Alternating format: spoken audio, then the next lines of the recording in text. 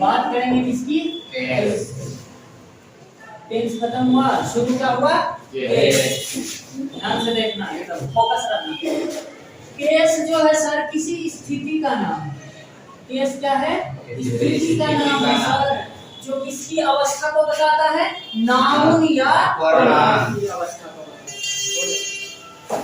तो याद रहेगा केस का परिभाषा कैसे बोलेंगे? केस उस स्थिति का नाम है जो नाउन या प्रोनाउन की अवस्था को दर्शाता है। अब मुझे समझ नहीं आया कि ये अवस्था क्या होता है। नहीं आया ना कि क्या बोल रहे हैं, डिफिनेशन बस पढ़ लिए हो गया, ऐसा नहीं। आइए सीखते हैं। जब आप इंग्लिश में सेंटेंस लिखते हो तो पहले आप जनरली क्या लिखते हो? स्पेशल केस नहीं बोल रहे हैं, हम बोल रहे हैं जनरली। तो जनरली आप लिखते हो सब्जेक्ट, सब्जेक्ट के बाद क्या लिखते हो? वर्ब, और वर्ब के बाद क्या लिखते हो? ऑब्जेक्ट। यही प्रोसेस होता है। इंग्लिश में कोई सेंटेंस लिखते हैं तो इसी तरीके से लिखते हैं। एक होता है सब्जेक्ट, दूसरा होता है वर्ब और तीसरा होता है ऑब्जेक्ट। कोई दिक्कत नहीं। देखो मेरे भाई, यहाँ पर या तो आपको क्या मिलेगा? नाउन मिलेगा, या तो आपको क्या मिलेगा? प्रोनाउन मिलेगा। यहाँ पर भी जनरली आपको क्या मिलेगा? नाउन मिलेगा, या तो क्या मिलेगा? प्रोनाउन मिलेगा। बात समझ में आ रहा है? तो अब अवस्था की बात क्या है? स्थिति का बात क्या है? मीन्स अब आपको देखना है, मैंने कहा था फोकस कहाँ करना है? वर्ब। अब आपको देखना है कि जो नाउन और प्रोनाउन बैठा है, जो नाउन और प्रोनाउन बैठा है वो वर्ब के पहले है, मीन्स उसकी स्थिति वर्ब के पहले है कि वो वर्ब के बाद है। अगर वो वर्ब के पहले है तो उसे कहेंगे सब्जेक्टिव केस, अगर वो वर्ब के बाद है तो उसे क्या कहेंगे? Objective case. यानी आपको समझ में आना चाहिए कि ये जो वर्ब है हमेशा फोकस कहाँ रखेंगे? वर्ब। फोकस कहाँ रखेंगे? वर्ब पे। वर्ब के पहले है नाउन प्रोनाउन कि वर्ब के बाद है नाउन प्रोनाउन। जब वर्ब के पहले कोई नाउन प्रोनाउन बैठा है तब उसको कौन सा केस बोलेंगे? जब वर्ब के बाद बैठा हुआ है नाउन प्रोनाउन तब उसको कौन सा केस बोलेंगे? कोई दिक्कत नहीं, कोई दिक्कत नहीं। अब देखेंगे कि वो नाउन प्रोनाउन बैठ करके किसी के अधिकार बता रहा है क्या, ये सब चीजें चेक करेंगे। तो आइए सर चेक करें।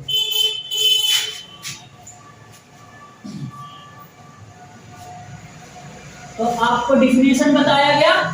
डिफिनेशन क्या बताया गया कि भाई साहब केस उस स्थिति का नाम है जो नाउन या प्रोनाउन की अवस्था को बताता है। ठीक है? तो आपको देखना है सर, पहले रूल्स एंड यूजेज में चलेंगे, है ना?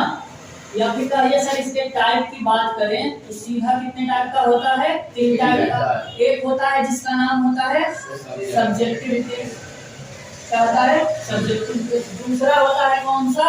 Objective case. तीसरा होता है कौन सा? Possessive case. तीसरा होता है कौन सा? पॉजेसिव। ये 3 केस होता है। कौन कौन सा? सब्जेक्टिव केस, ऑब्जेक्टिव केस और क्या होता है? Possessive case. कोई दिक्कत नहीं। अब सवाल उठता है सर कि कहाँ पे देखेंगे सब्जेक्टिव केस, कहाँ पे देखेंगे ऑब्जेक्टिव केस और कहाँ पे देखेंगे पॉजेसिव केस। यानी कोई नाउन प्रोनाउन जो है उसको सेंटेंस में उसकी स्थिति को देख करके बताना है कि ये नाउन प्रोनाउन सब्जेक्टिव केस में है, ये pronoun noun pronoun objective case में है, ये पॉजेसिव केस में। ठीक है? अब एक सेंटेंस में देखेंगे तो आपको कैसे पकड़ना है? आपको पकड़ना है, देखो तो इसका कोई डाउट था, रेड वाला दिखता नहीं। तो आपको क्या समझना है मेरे भाई? आपको कैसे पता करना है? आपको पता करना है कि भाई साहब ये जो है वो वर्ब है। वर्ब के पहले अगर कोई आपको दिख जाए क्या? नाउन या क्या दिख जाए? प्रोनाउन। नाउन या प्रोनाउन कहाँ दिखे? वर्ब के पहले। तब इसको बोलेंगे कौन से केस में? Subjective case. पहला दिक्कत हो गया। दूसरा कब बोलेंगे भाई मेरे? कि अगर वर्ब लिखा हुआ है, क्या लिखा हुआ है? अभी एग्जांपल आएगा, सारा क्लियर होगा। अभी बस इतना समझना है कि वर्ब के पहले नाउन प्रोनाउन रहेगा, कौन से केस में बोला जाएगा? सब्जेक्टिव केस में। वर्ब के बाद बैठा हुआ मिलेगा क्या? नाउन या क्या मिलेगा? प्रोनाउन। तो आपको क्या बोला जाएगा? ये कौन से केस में होगा मेरे भाई? Objective case. कौन से केस में होगा? Objective case. कोई दिक्कत नहीं, सारे एग्जांपल लग जाएगा। तो 2 नियम पता चला, वर्ब के पहले सब्जेक्टिव केस, वर्ब के बाद ऑब्जेक्टिव केस। सिंपल सा प्रकार। ये नियम तो तुरंत टूट जाएगा, ये बच्चों को पढ़ाने वाला नियम। ठीक है ना, ये नियम जस्ट आगे टूट जाएगा। आइए देखिए सर, तीसरा नियम आपको बताते हैं कि आपने कभी इसका यूज किया है, लेट का एग्जांपल देते हैं। जैसे ट्रांसलेशन बनाना होता है कि उसे जाने दो, तो लेट ही गो होता है कि लेट हिम गो होता है। आपको सोच करके बताना है कि दोनों में से आपको कौन सा सही लग रहा है। अगर आप इस नियम के अनुसार जाओगे तब तो आप कहोगे सर ये वर्ब वो मीन्स जाना, कोई काम क्रिया है कि नहीं, वर्ब के पहले ये तो कौन से केस में होगा, सब्जेक्टिव केस में बोलोगे ना। लेकिन सर ये सेंटेंस क्या है, गलत है, और ये सेंटेंस क्या है, सही। इसका मतलब क्या हुआ, इसका मतलब हुआ मेरे भाई कि लेट के बाद हमेशा कौन सा केस रहता है, ऑब्जेक्टिव केस। लेट के बाद कौन सा केस रहता है, ऑब्जेक्टिव। कोई दिक्कत, एग्जांपल से समझ में आया कि लेट के बाद ही को नहीं होगा, लेट के बाद क्या होगा, हो। अब कहोगे सर कि जरा बताओ, सवाल उठता है, थोड़ा सा बेसिक यहाँ पर क्लियर कर लेंगे। सवाल उठता है कि सर इसे और इसे, आपने इसे कहा सब्जेक्टिव केस, आपने इसे कहा ऑब्जेक्टिव, ठीक है, तो ये कहाँ से आता है, कहाँ से आखिर निकल करके आता है, तो मैं वो बताता हूँ सर। थोड़ा सा यहाँ पे नोट के अंदर डालेंगे, किसके अंदर डालेंगे, नोट के अंदर डालेंगे, है ना। आपने नाम सुना है सर किसका, प्रोनाउन का। आपने नाम किसका सुना है मेरे भाई, प्रोनाउन का नाम सुना है, यानी जो नाउन के स्थान पर यूज हो, नाउन के जो स्थान पर यूज हो, तो आपने देखा होगा कि उसके स्थान पर यूज होता है आई, वी, यू, या ही, या सी, या इट, या फिर क्या रहता है, दे। इतना ही रहता है प्रोनाउन। इन सब को क्या बोला जाता है, इन सब को बोला जाता है मेरे भाई पर्सनल प्रोनाउन। क्या बोला जाता है, पर्सनल। अब देखो ये सब जो मटेरियल दिख रहा है, एक बंदा, 2 3 4 5 6 7, ये सातों बंदा हमेशा कहाँ यूज होगा, सब्जेक्ट के स्थान। कहाँ यूज होता है, सब्जेक्ट के स्थान। इसका अपना अपना कौन सा केस होता है, ऑब्जेक्टिव केस। यानी ये किस केस में लिखा हुआ है मेरे भाई, ये जो लिखा हुआ है कौन से केस में है, सब्जेक्टिव केस में। अब क्यों कहेंगे इसको सब्जेक्टिव केस में, क्योंकि ये हमेशा किसके स्थान पर यूज होगा, सब्जेक्ट के स्थान पर। तो आई हमेशा सब्जेक्ट के स्थान पर यूज होता है, ये कभी ऑब्जेक्ट के स्थान पर यूज होने नहीं है। बात समझ में आया। इन सब का अपना अपना क्या होता है, ऑब्जेक्टिव केस होता है। क्या होता है, ऑब्जेक्टिव केस होता। तो आई का ऑब्जेक्टिव केस क्या होता है, माय। नहीं सर, वो तो पॉजिटिव केस होता है। अगर मैंने माई कहा कि माई मेरा बेंच है या मेरा क्लासरूम है, माई क्लासरूम, मैंने ये कहा, तो सर ये क्लासरूम पे अधिकार किसका हो गया, मेरा ना। तो माई जो है वो अधिकार बताया ना, माई क्या बताया, अधिकार बताया, तो वो हो गया पॉजिटिव केस, ठीक है ना। तो आई का ऑब्जेक्टिव केस क्या होता है, मी। बी का ऑब्जेक्टिव केस क्या होता है, अस। यू का ऑब्जेक्टिव केस यू ही होता है, यू का ऑब्जेक्टिव केस यू ही होता है। बी का ऑब्जेक्टिव केस क्या होगा, हिम। सी का ऑब्जेक्टिव केस क्या होगा, हर। इट का ऑब्जेक्टिव केस क्या होगा, इट। इट का ऑब्जेक्टिव केस क्या होगा, इट। दे का ऑब्जेक्टिव केस क्या होगा, दे। याद रहेगा। आई का ऑब्जेक्टिव केस क्या होगा, मी। बी का ऑब्जेक्टिव केस क्या होगा, अस। यू का ऑब्जेक्टिव केस क्या होगा, यू। ही का ऑब्जेक्टिव केस क्या होगा, हिम। सी का ऑब्जेक्टिव केस क्या होगा, हर। इट का ऑब्जेक्टिव केस क्या होगा, इट। दे का ऑब्जेक्टिव केस क्या होगा, देम। कोई दिक्कत है। अब देखो सर कि आपको बताया गया था कि लेट के बाद कौन सा केस होना चाहिए, ऑब्जेक्टिव केस। और आपने इसे देखा, तो आप जब ये टेबल आप पढ़ लिए, आपको ये टेबल समझ में आ गया, तो आपको पता चला कि बी जो है वो कौन से केस का बंदा बैठा हुआ है, सब्जेक्टिव केस का। और नियम क्या कहता है कि लेट के बाद क्या होगा, ऑब्जेक्टिव केस। यानी यहाँ ही नहीं जाएगा, ही का क्या जाएगा, ऑब्जेक्टिव केस। और ही का ऑब्जेक्टिव केस क्या होता है, इसलिए लेट के बाद ही नहीं होगा, क्या होगा, कोई दिक्कत। नोट में क्या लिखेंगे, लिखेंगे प्रत्येक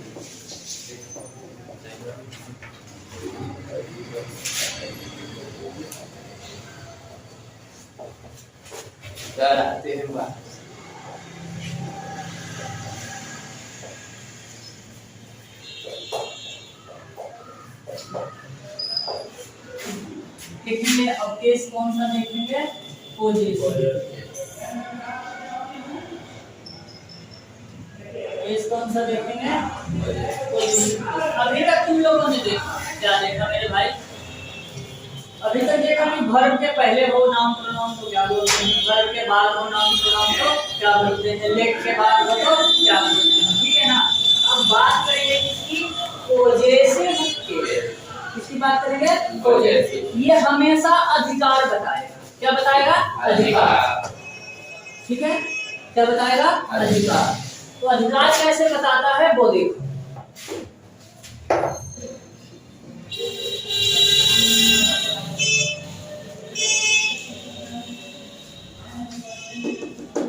जैसे तुमको हम एग्जांपल देते हैं, क्या देते हैं? राम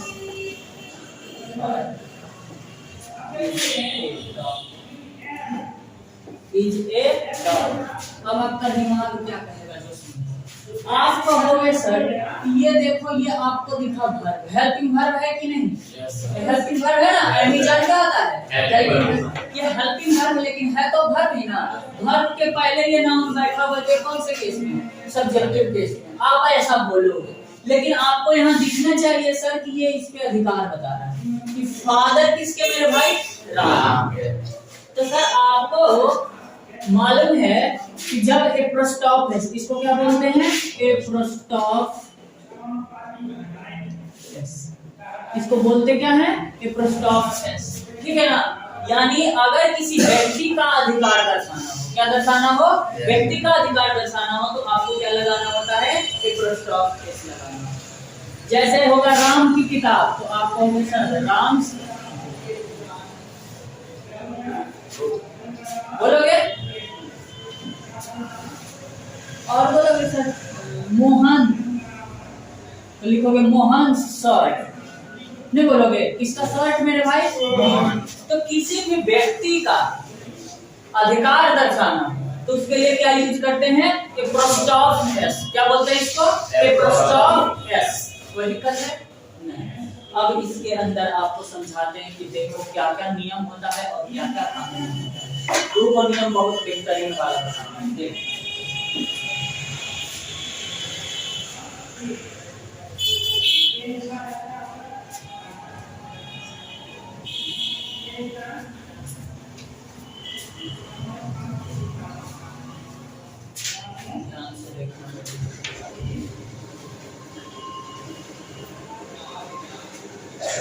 बात करते हैं एक कंपनी।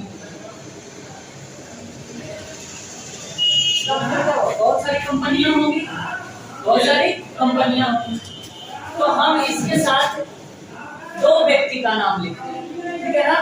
हम कहते हैं कि ये जो है, एक जो है वो मुकेश अंबानी है ना, और दूसरा जो है वो अनिल अंबानी।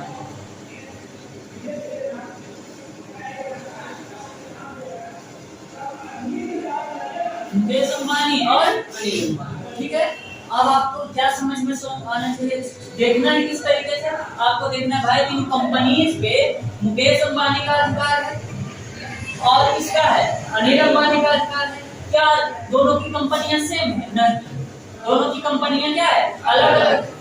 ये इनकी कंपनियां कुछ अलग तरह का प्रोडक्ट बनाती है, इनकी कंपनियां कुछ अलग तरीके का प्रोडक्ट बनाती है। तो आपको हम क्या बोल रहे हैं? जो सुनना, हमने कहा कि Mukesh Ambani and Anil Ambani companies are running, ठीक है। तो आप कहोगे सर ये कंपनी दिखा, इस कंपनी पे अधिकार किसका? अनिल अंबानी का, और अधिकार किसका? मुकेश अंबानी। और दूसरा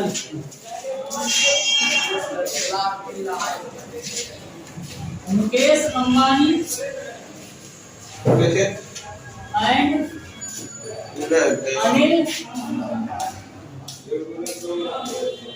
और यहाँ कंपनीज की जगह पे क्या कर देते हैं? फादर। क्या कर देते हैं? फादर। और लिखते हैं बाज के great business means Mukesh Ambani और अनिल अंबानी के पिता जो थे वो क्या थे, एक बहुत बड़े बिजनेसमैन थे। ये सेंटेंस समझ में आया, ये सेंटेंस भी समझ में आया। लेकिन एक बात दिमाग में खटक रहा होगा, कौन सा बात मेरे भाई? कि सर अभी तो आपने कहा कि किसी व्यक्ति के अधिकार को दर्शाने के लिए क्या लगाते हैं, प्रोस्टॉफेस लगाते हैं, बोले थे ना। तो कह रहे हो सर इस कंपनी पे इसका अधिकार, इसका भी अधिकार कह रहे हैं ना, तो सर इसके साथ भी प्रोस्टॉफेस लगना चाहिए, है ना। तो नियम क्या कहता है, जो सुनिएगा सर ध्यान से सुनना नहीं, कि यदि किसी व्यक्ति या वस्तु पर, यहाँ व्यक्ति है ना, कह सकते हैं आप वस्तु, एक कोई कंपनी है वस्तु ही कह रहे, तो ये व्यक्ति है और ये क्या है, वस्तु। कहता है किसी व्यक्ति या वस्तु पर, किसी दो व्यक्ति या वस्तु का अलग अलग अधिकार, क्या हो, अलग अलग अधिकार। जैसे कोई ये पेन है सर, ये पेन है, एक वस्तु है, इस पे मेरा भी अधिकार और तुम्हारा भी अधिकार, तो हम दोनों का संयुक्त अधिकार हुआ। लेकिन यहाँ पर ऐसे पेन रखा हुआ है, ये है क्या, पेन रखा हुआ है, इस पे ये आपका है और ये क्या है, मेरा है। यानी पेन पे आपका अधिकार अलग है और मेरा अधिकार अलग है। आपका वाला पेन अलग है, मेरा वाला पेन क्या है, अलग। समझ में आया? आपका पेन क्या है, अलग, मेरा पेन अलग। तो ये हो गया अलग अलग अधिकार। ये क्या हो गया, अलग अलग। कैसे देखो सर, अनिल अंबानी की कंपनियां क्या है, अलग है। मुकेश अंबानी की कंपनियां क्या है, अलग है। तो इस कंपनी पे इसका अपना अलग अधिकार है, इसके अधिकार में बहुत सारी कंपनियां हैं और फिर इसके अधिकार में भी बहुत सारी कंपनियां हैं। तो जो कंपनियां अनिल अंबानी की है और जो कंपनियां क्या है, मुकेश अंबानी की है, तो मुकेश अंबानी का मुकेश अंबानी का है, अनिल अंबानी वाला कंपनियां अनिल अंबानी का है। कोई दिक्कत? यानी कंपनियों पे, बहुत सारी जो कंपनियां हैं उस पे अनिल अंबानी का अलग अधिकार, मुकेश अंबानी का अलग अधिकार।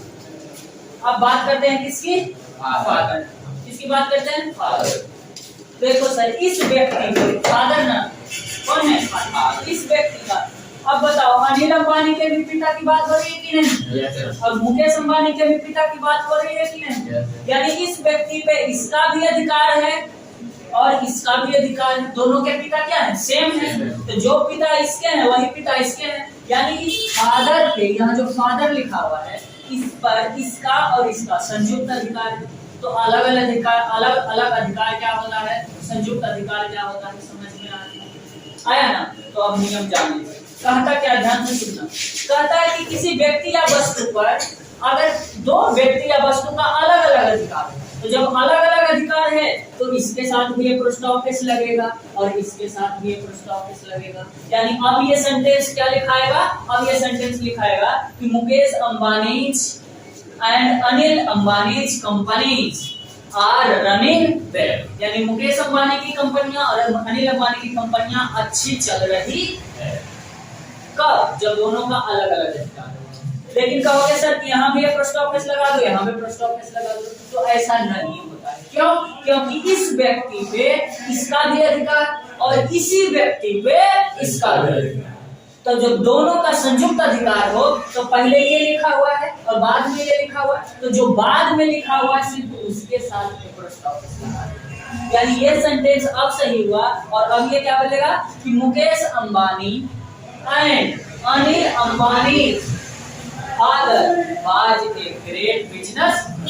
यानी किसी एक व्यक्ति पे अधिकार संयुक्त रहेगा तो सिर्फ बाद वाले पार्टी के साथ क्या लगाएंगे, प्रोस्टॉफेस। और अलग अलग अधिकार रहेगा तो दोनों को अलग अलग प्रोस्टॉफेस देंगे। समझ में आया ना। चलिए, इसलिए हम लोग क्या करते हैं, लिख। और ये सब देखो सर, अधिकार बताने वाला बात हो रहा है ना, इसीलिए केस कौन सा चल रहा है, मैंने कहा था पॉजेसिव केस में कौन सा क्या चीज पढ़ते हैं, पॉजेसिव केस जब भी आएगा तो वो किसी न किसी पे अधिकार बताएगा। और यहाँ पे अधिकार बताने की बात हो रही है तो समझ में आ रहा है कि केस कौन सा चल रहा है, पॉजेसिव केस।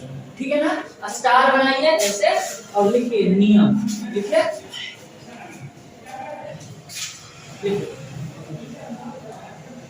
किसी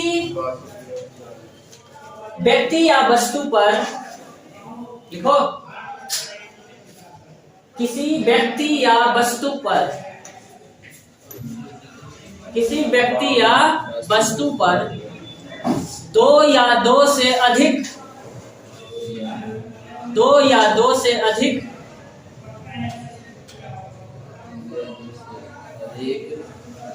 व्यक्तियों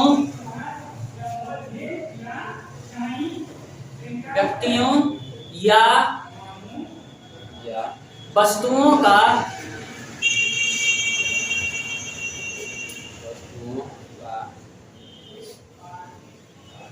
अलग अलग अधिकार हो तो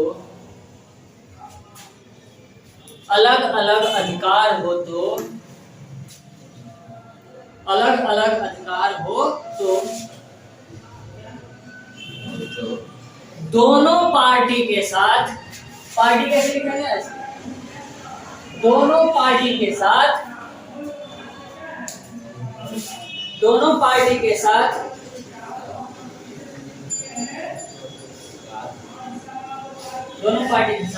एक प्रस्ताव एस लगाते, एक प्रस्ताव एस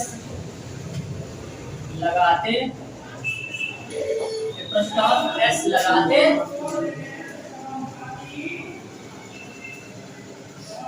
लिखा गया। एग्जाम्पल कौन सा जाएगा, ऊपर वाला कि नीचे वाला? ऊपर वाला। चलिए ये वाला एग्जाम्पल लिखिए, ऊपर वाला एग्जाम्पल लिखिए, ऊपर लाइन वाला।